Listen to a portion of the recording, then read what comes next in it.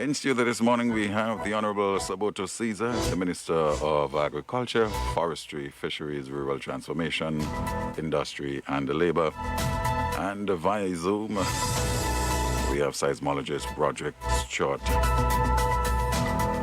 Good morning to you, gentlemen. Welcome to the program this morning. Good morning. Welcome to St. Vincent and the Grenadines. I know that persons are following not only in St. Vincent and the Grenadines, but in the diaspora. This is a very well listened to program, very informative, keeping the nation, the region, and the world updated as to what is taking place with Soufriere. This morning, Roderick, you are there?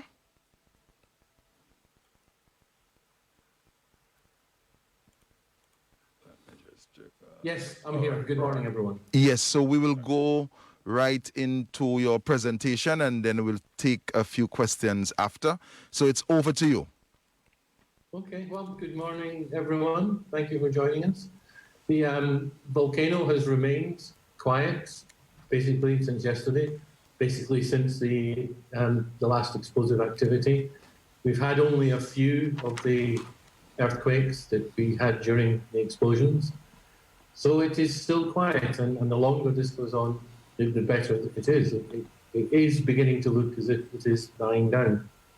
Yesterday we had activity that was not directly associated with the volcano, more secondary activity. About 9 or 10 o'clock in the morning yesterday, we had several lahars due to heavy rainfall, and these affected quite a number of the valleys around the volcano. And then we saw another feature, which I don't think we've seen before. After the rain had passed, we could see a lot of steam coming out of one of the valleys. I think it was the Walibu. And it was quite impressive, the amount of steam that was rising up. And this was caused by the runoff from the rain getting into the pyroclastic deposits. Because although these deposits on the surface are cool, if you've got a good thickness of deposits that have come down, the deposits at depth are still very, very hot. And the water from the rain was getting into those deposits and basically flashing to steam and creating this big white steam cloud coming out of the valley. I don't know if that was seen in any other valleys, but it could well have been. And it just illustrates the sort of the power involved in this volcano, that we've still got heat in these deposits around the volcano. Okay, so yeah, that's the situation as it is today. What is the composition of the Lahar you're talking about, and how dangerous is it to human, to agriculture? Sorry, the Lahar is when we have heavy rainfall and it brings material down in the valleys, and it's very, very erosive. It will cut its way through channels. If it gets clogged up with vegetation, it brings trees down, and then it can end up taking away bridges and things like that. But the Lahars are restricted to the valleys, so they're only a danger in the valleys, and they're restricted to times when we've had heavy rainfall. So it's fairly predictable where the effects and when the effects of the Lahars are going to be. It's very interesting, Stuart, that you mention that you observe that when the water went through the valleys, you saw the steam. And you highlighted the point, very important point, that the pyroclastic flows would have left certain deposits that are still extremely hot. Now, that goes to show that in any assessment of damage and loss to the forest or to surrounding areas, that the damage basically cannot be quantified now because the impact is ongoing. Because once there is heat, then you will find further trees being destroyed and further impact on flora and fauna. But the heat is very localized. I mean, the pyroclastic flows are, the deposits that are left over are restricted to the sort of bottom of the valleys and the higher slopes of the volcano, and they're not going to move. So, I mean, I'm not really been involved in the assessment of damage from these flows in terms of agriculture. But I would have thought you could start as soon as it is safe to go to these places. I mean, we still feel it's not safe to go into the red zone to do work. So that, I think, is what would hold back any assessment more than the potential damage from the heat in these flows. Okay. What is the difference? That's a question coming in on WhatsApp. What is the difference between long and short period in terms of hybrid earthquakes and seismic tremors? What's the difference between hybrid earthquakes and the seismic tremors? Gosh, I could go on for hours about this. When we record earthquakes, the signals that we record have certain frequencies. Now, we all know about frequencies in audio and music we listen to. These are just a different frequency range. And we use the word period. Period is actually the inverse of frequency. So long period means low frequency. Short period means high frequency. So the long period earthquakes have got lower frequencies than the things that we call volcanotectonics. The hybrid earthquakes are basically a mixture, halfway point between the long period and the volcanotectonic, in that they contain some elements of one and some elements of the other. And then the tremor is basically a continuous shaking of the ground, probably caused by these long period earthquakes. But the bottom line is that they're just classifications. We can see distinct types of signals, and we can put them into these classes, which we have given names for scientific reasons.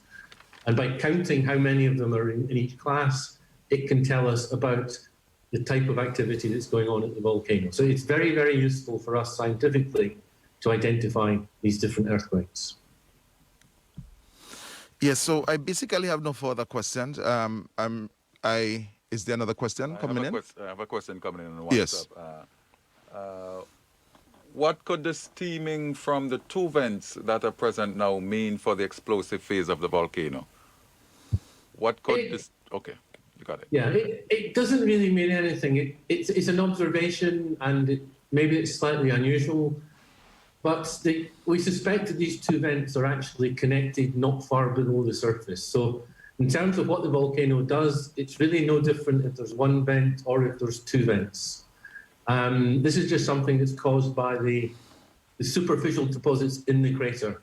Maybe there was one vent and it got blocked up and they decided to try and come out beside it in another vent. But it really doesn't tell us anything about what's going to happen with the volcano as a whole. It's just a very localized phenomenon, which is of interest to us as scientists, but really doesn't have any bearing on the hazards and risks from the volcano to the population.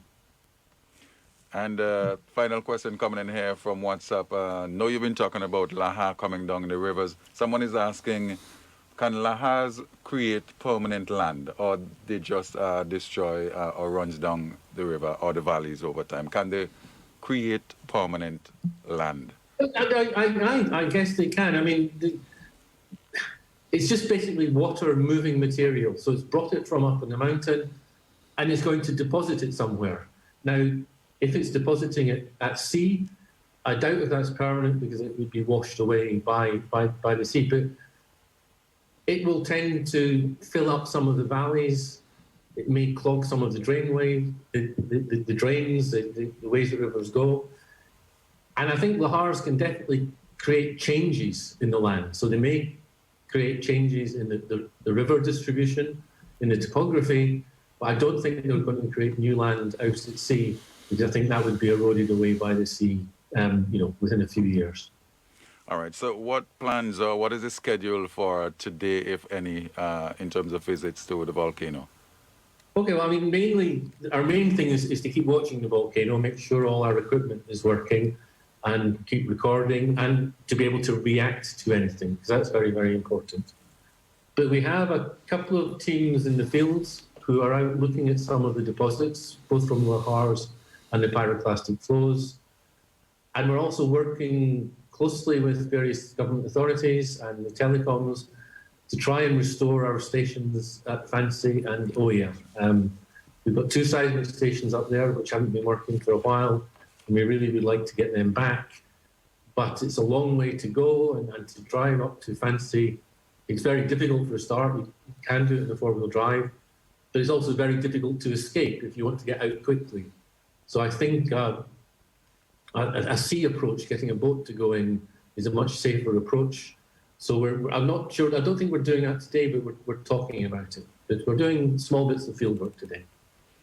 All right. Well, let me thank you very much, Mr. Stewart, for checking in with us today. And of course, you stay safe, and we'll check in with you tomorrow for another update. Thank you so much. Okay, no problem. Thanks. Thank you very much. Thanks. And of course, we have in studio the Honorable Saboto Caesar, Minister of Agriculture, Forestry, Fisheries, Rural Transformation, Industry, and Labor. A lot of stuff to, to deal with. But of course, we'll talk agriculture, we'll talk fisheries this morning as it relates to the eruption. What has the ministry been doing since the eruption? I know there's a lot with log boxes and all that, dealing with the animals that left behind. Probably can get into what a little of what the agriculture department has been doing. Yes, I always like to frame the discussion within the particular context of the work and the programs that we have. But before I go into that segment of this morning's presentation, I wish to thank all the governments, international organizations, persons in St. Vincent and the Grenadines who continue to join hands and hearts in solidarity to work as we bring together a framework to address the resultant implications of the explosive eruption of Soufriere. You know, from the person who's working on the port, who turns up on time to ensure that the vessel is properly cleared, the workers in Nemo. Basically, we have an extended front line where that front line of workers, not only persons in St. Vincent and the Grenadines, but throughout the world, there are persons who are in many different countries putting together packages, working with different ministries and stakeholders. For example, I know that the Food and Agriculture Organization, the FAO, AICA, doing a lot of work in Argentina to ensure that we have an excellent framework in the rebuilding and the recovery process. Now, we outlined as early as December last year a 4-phase program to address issues touching and concerning food production, productivity in St. Vincent and the Grenadines, should there be an explosive eruption. So I want persons who are listening to be aware and take comfort in the fact that we were very prepared. Being proactive. We were very proactive, and we had many meetings early in the year. And you know something, when you're having these meetings and you do not know a date, some persons may say in the meeting, we may be preparing for something that may never happen. But I really want to thank the technicians in the Ministry of Agriculture, Forestry, Fisheries, Rural Transformation, Industry, and Labor for the preparatory work that went into having the country very well organized and prepared for this eventuality which actually took place. So the phase 1 was always to do an assessment as to where the assets of the government in the red zone, where they were, and their vulnerability. So should there be an explosive eruption, taking into consideration the historical context, what took place in 1902, what took place in 1979, we had identified that there are some government assets that we had to move and move early. We also gave the information out to the private sector, and the persons who are private sector stakeholders in the red zone. We identified also the levels of vulnerability, and we had started to work with them. So for example, we had tagged a significant percentage of the animals in the red zone long before we had the explosive eruption. So persons who were advised to let their animals loose, when they return from the shelters, when the all clear is given, at least you may have a tag to work with. So we had prepared from a livestock standpoint for the private sector significantly. And for persons who are not aware as to how the livestock for the government is strategically placed, a lot is in the red zone. So you have the Belmont on the leeward side of the country, and on the windward side, the Rabaka Farms, one of the major gene pools for livestock in St. Vincent and the Grenadines, owned by the government. We also have the Biotechnology Center, which was constructed jointly with government and people of Taiwan, St. Vincent and the Grenadines. And that is basically the storehouse for a significant percentage of our germplasm material in the country. So when we had an approach to up food security during the period of COVID, and you heard about the thousands of seedlings that did, all of these were basically being prepared at the Orange Hill Center, which is in the red zone. So we were able to move out a lot of these prior to the eruption, the explosive part of the eruption, but there were just some things that we could not move. Right. And because of that, we have suffered significant damage to a lot of our infrastructural assets. Yesterday, a decision was made to do an assessment on the greenhouse park in Montreal, and we were already in discussions with a private sector stakeholder, producer of vegetables, for that person to basically manage the greenhouse park. But that was before we had the explosive eruption. Okay. Now we've lost our assets in the red zone at the biotechnology lab. We are in conversation now because we may actually need as a government to use that facility as, whether it's an interim or medium term or long term, we don't know. But we have to get the government assets and the infrastructure for the ministry up and running. I just want persons who are listening to be aware of this, because, you know, there is this rule in first aid that you have to make sure that you are secured first. Right. Before you go out to help, because if you go out to help and you're not secured, then you could have 2 casualties.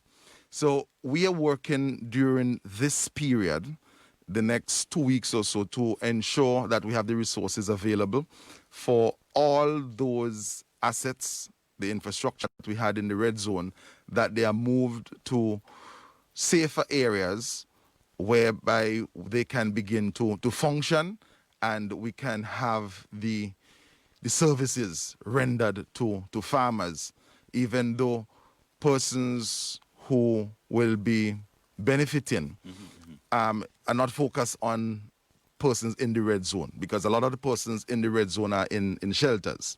A very interesting observation, we had a very interesting observation yesterday, and when you move assets of the state from a particular area, we have to be aware, it's a very sensitive issue, that persons from that particular area would have worked at that particular facility. So let's use, for example, the tissue culture lab in Orange Hill. It's one thing to say to move the services to Montreal, but then the persons who were really trained to operate it are persons from Sandy Bay, persons from OEA, persons from Georgetown.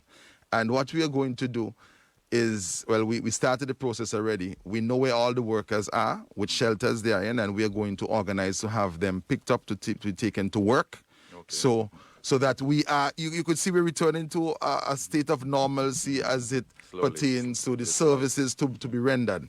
And we will take these persons back home on an afternoon. So we plan to have a bus probably going from the furthest on the windward side, which would be the Diamond Village Primary School shelter, come to North Union, come to Bayabu, and we will tell persons where are the pickup points so that they could come out to the main road, and we have that transportation system. So we are studying the thing very carefully. We are working it out, and our biotechnology lab, I was advised by the Chief Agriculture Officer that in a few weeks we will be able to render services. It was very instructive the last time I was on the program that professors noted that we should try to see how much we can do in the safer zones as it pertains to the rebuilding efforts immediately. Right. Because it's really unpredictable as to what could take place in the red zone. And you noted a while ago when we had the presentation by permission, but from a Ministry of Agriculture standpoint, we have left that purely within the purview of NEMO, because the last thing that we want to do is to, as a ministry, be organizing for persons to go into a zone, and we not knowing how unpredictable things can take place in that zone. So basically we have allowed NEMO to conduct its work, and we have not trespassed on on the authorization from NEMO. But I know that there have been persons who were given limited access by NEMO from time to time to go and to assist in different ways with the animals. But this is something that we're leaving to national security and NEMO. Okay. What we have advised, however, is that persons who are purchasing animals, because a lot of the butchers will venture into this area on a weekly basis, and now we are touching on concerning the issue of food security. Right. Because the butchers would go there, buy their animals on a Thursday, slaughter them on a Saturday, and provide much needed protein for the rest of the country. And as I've been advised, this is worked out on a case-by-case basis between the police and NEMO. One thing that we were involved in, though, is that many of the farmers have a contractual relationship with the exporter of cattle to Grenada. And he left St. Vincent and the Grenadines, I think, about 2 or 3 days before the explosive eruption took place. So he was due back in St. Vincent and the Grenadines about 2 months from now. Right. But because many of the farmers in the shelters were pressured for feed for the animals, they were not there to take care of the animals. They contacted him, and he was mobilized, and he's now actually in St. Vincent and the Grenadines to move out what we will hope will be probably the last shipment for this year. Because even though he comes every quarter, we now have to do a stock assessment based on the impact of the displacement of persons, the impact on the national herd, so that we can have a structured rebuilding process.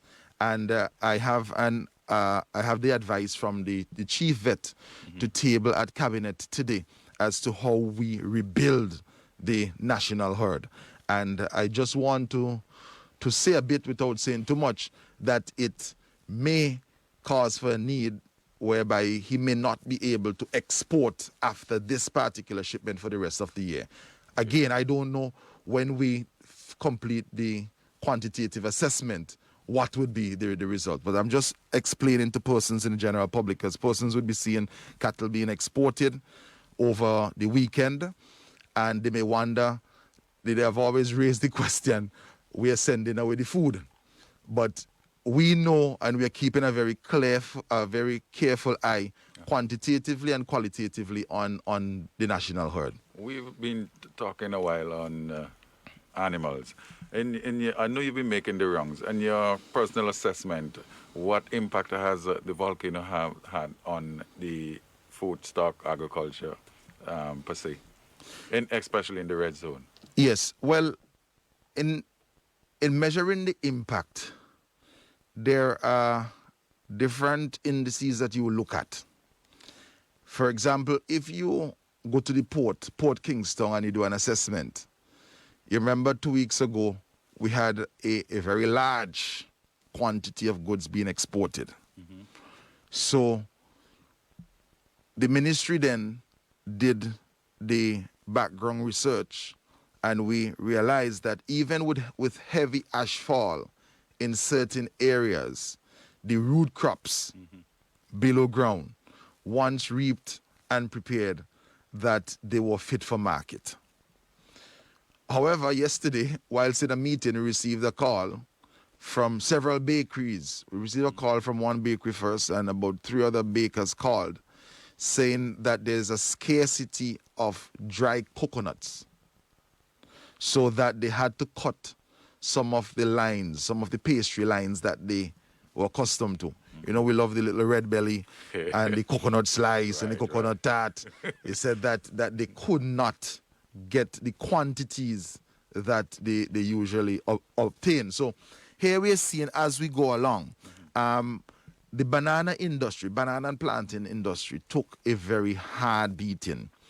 The heavy ashfall on the leaves created a lot of weight, and when it rained, it augmented that, and we had a lot of leaf loss, and that will definitely affect the ability of the plant in the fruiting stage.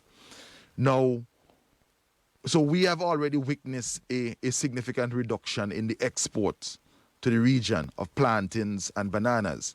And because you have a reduction in the output of plantains, you would have a knock-on effect with the agro-processors who process plantains. So you're talking now about the plantain chips industry. Because there's a plantain chips industry in St. Vincent and the Grenadines. There are over 40-something different plantain chip makers who you meet them, their products in the supermarkets. So, and it will further have another impact whereby you have the traffickers who continue to move plantains, and the Love Box initiative has started. And this initiative basically is we have products purchased from the farmers, because there are some farmers who may be in a shelter and they are from, let's say, from the orange zone, and they can't get into the hassle of taking these commodities to their traditional markets. Therefore, the government is creating an opportunity for them to easily market those products. And when we had, during the COVID period, a similar program, we had different buying depots. So we bought stuff in Rosebank, in Rillan Hill, in Lacroix, in Lauders, and also in Langley Park. Now, Langley Park is out of commission. Rosebank is out of commission. Rillan Hill is being used for shelter purposes and other relief issues. And the private sector is there in Lauders. So we are now restrained to Lacroix. And I visited that area yesterday where they were buying a lot of produce. And a lot of the produce bought there are taken to the shelters. Because, from growing up, you don't eat rice in St. Vincent and the Grenadines all week. Of course not. You eat rice, and I know that the housewives who are listening, you don't want to hear the complaint every day is rice. So we recognizing this, we have sent a lot of the ground provision and the plantains, the bananas to these shelters, so that persons who are preparing the meals, we don't have the pressure in being creative. So that is assisting us significantly. And I also want to note that I am advised that 2 butchers are supplying different shelters with meat. It also means, and we have to extrapolate this to mean, that persons who hitherto may have bought imported chicken on a large scale, because they are now in a shelter and beef is being produced and it's local beef, that we can see a need for us not to export after this particular shipment to Grenada more of the animals, because we'll be consuming a lot more of these animals, because we have over 85 shelters and we have thousands of persons in these shelters. And at the end of the day, food security is something that has to be constantly managed. I explained a few days ago to someone when they had a critical stance as to whether or not we should be exporting ground provision at this point in time. And I told them that week we had about 50,000 pounds of ginger available, and farmers were reaping their ginger.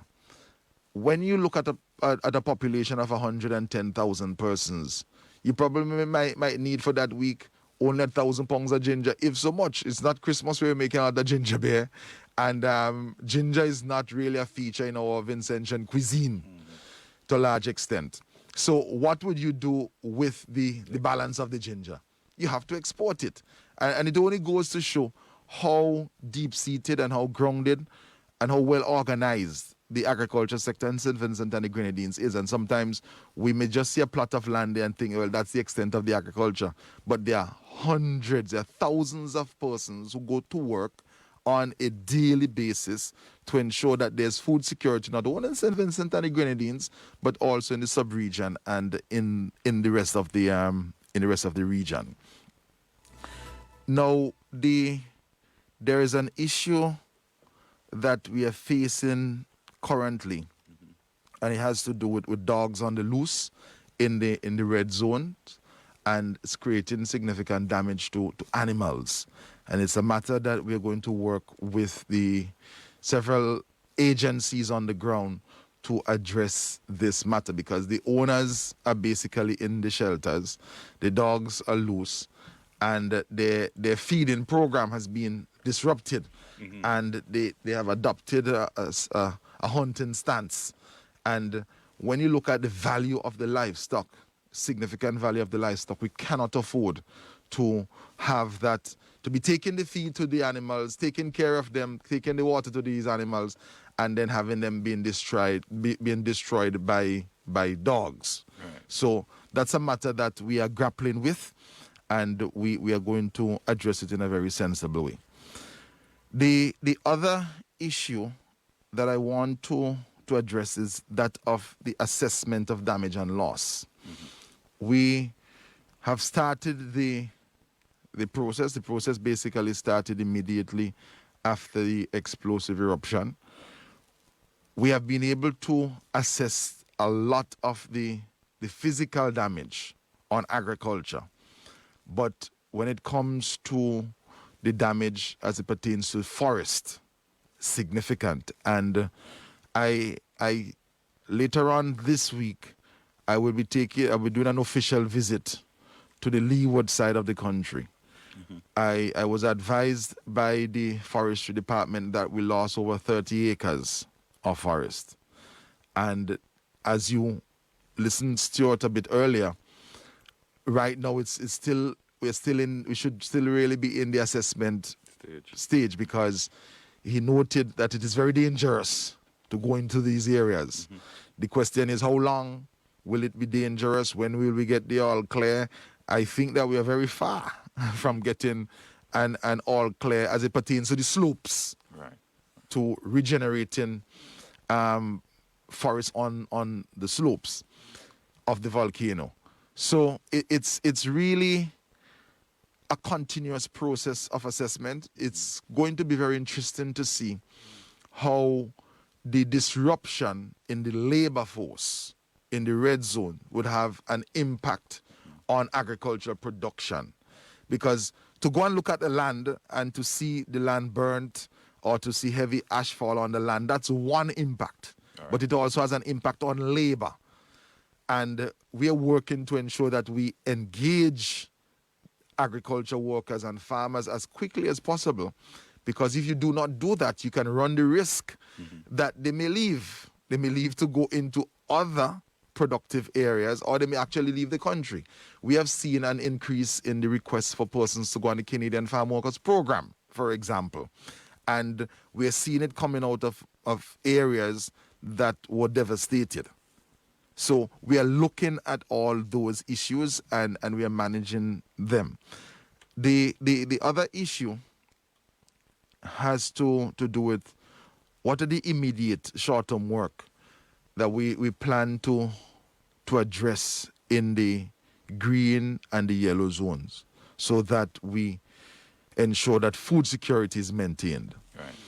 And we are going to go into a national program for seedlings to be distributed. The issue where we're going to address persons who are not using advanced forms of mechanization. Like a man may need a tractor, but he doesn't have the finance to plow the land. We're going to plow up as much land as possible. And this can be, we could have an arrangement as to how we would recover the cost. Okay. But what you're going to witness over the next 4 months, 4 to 6 months, is a lot of lands that you didn't see being worked in the green and the yellow zones. You would see a lot of them being worked up.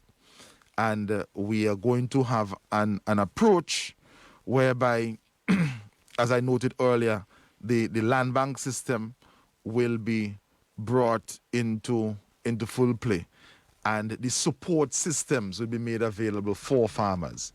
It will be interesting to see whether or not persons from the red zones will be willing to participate in this type of production outside of the red zone, because we don't know how long persons would be in the shelters.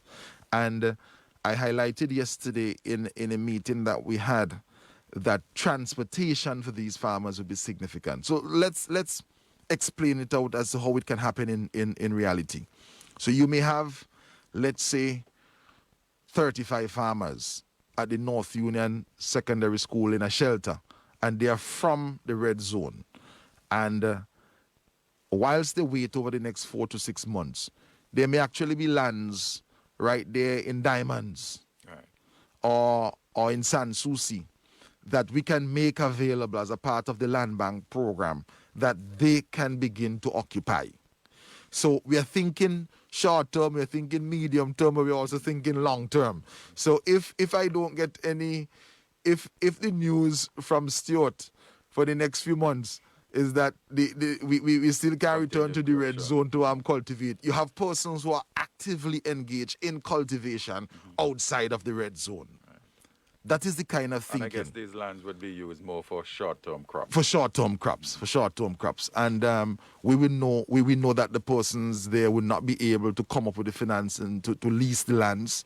We don't want to put them through the hassle of going to draft the contracts or the leases. So we were going to organize all of that centrally for them. But we want to have persons actively engaged, because it's very noteworthy that even though someone is in a shelter and you're providing for a certain percentage of their needs, that level of independence and resilience in our farmers, persons are ready and willing to go to work. But the area that they worked traditionally is still unsafe. Okay. And we think that it will be a best fit if we can have persons organized and they can become productive, and especially in things and areas that they are able to do. You may find some persons traditionally they may have been an arrowroot farmer in the red zone, but the soil type in the area and the lands was conducive for. So what this is leading us to is that starting from Monday of next week, we're going to have a national consultation, because whilst we have these ideas, we now have to take the ideas to the farmers, to the shelters. We have to have radio programs where persons are beginning to understand. And I'm really happy that I have the opportunity this morning to start to flesh out some of these ideas. But we have to take these ideas to the shelters, speak to persons, get the buy-in, if there is going to be a buy-in, and begin the process. One thing I can tell you, as Minister of Agriculture, I'm not sitting down and I'm not waiting. We are pushing, we are advancing, and we are being as creative as we can be, taking into consideration that things are very unpredictable in the circumstances. I know you have a cabinet meeting this morning, and we're running out of time for the program, but there's a question coming in on Facebook concerning persons who lost animals in the red zone and they're in shelters. Now, if there might be later on a little compensation. There is going to be a holistic recovery effort. I heard advanced in the ministry already, and of course everything I say here is subjected to an overall cabinet decision that will take place down the line. But we have to be very clear on something. There is a mantra that we have to rebuild and rebuild better. So a person who, for example, had a farm that may have been a nuisance to a church or a school, we are not going to replace that farm to continue to be a nuisance. Fair enough. So we have to do an assessment of where that farmer was, what the farmer was doing. And what I can say in answering that question is that there will be a very well-planned, structured and conceived recovery effort to put the farmer within the context of a developmental path so that they can recover. There are some persons who may have been involved in certain productive activities that from an overall standpoint, it will not be feasible, taking into consideration the physiological changes in the landscape, for them to go back into that type of production. So I don't want persons to think that if you lost a chicken, we're going to give you back a chicken. Or if you lost a goat, we're going to give you back a goat. I just want persons to know that coming out of the consultation, that there is going to be a new path, a new trajectory for the development and the framing of the agriculture sector. And you may actually find yourself in a discussion where you want to diversify or you want to continue, but to augment your production so that you can be more productive. So that's part coming out of the whole mantra that we have to rebuild, and we have to rebuild better. So I don't want persons to think that, okay, I had a broken down pen here and I want to go back and do the same thing right there. We may actually bring in better breeds, different varieties of seeds. We may have a market. We are working to create new markets. So this is the angle that we are going to take. Final thoughts, final words as we wrap up, Minister Caesar, to farmers out there. Yes, I am very excited. Very excited. It's an exciting period. There are many opportunities that will be presenting themselves, many possibilities. I know that the farmers are ready to go, and I must say, when I visit the shelters, the farmers are asking, when are we going to go back to when are we going back to the farm? So that's very, very, very impressive. And I want farmers to have trust and confidence in the process. At the end of the day, whatever we do as a ministry, we have to be guided by NEMO, guided by the fact that we have to protect life. And we have a framework that we'll be bringing to a national consultation, of course, once it's blessed by the cabinet. I'm aware that very soon we'll be having a sitting of the parliament that would further discuss some of these issues. As soon as I have the all clear from that, we are going to hit the ground running. Thank you very much, Minister, for being on the program this morning, and all the best for the building and the rebuilding of the agricultural sector here in St. Vincent and the Grenadines. Stay safe. Yes. I'm Soufriere, face-to-face Wednesday's edition here with the good wishes of Facey Trading, Basic Needs, a Trust Fund, and the flow. This is how we flow. On the program this morning, we had the Honorable Saboto Caesar, Minister of Agriculture, Forestry, Fisheries, Rural Transformation, Industry, and Labour. And early in the an update from Roderick Stewart, seismologist, team member team member monitoring the Soufriere volcano here in St. Vincent and the Grenadines. Thanks for listening. Thanks for being a part of the program. Have a good day.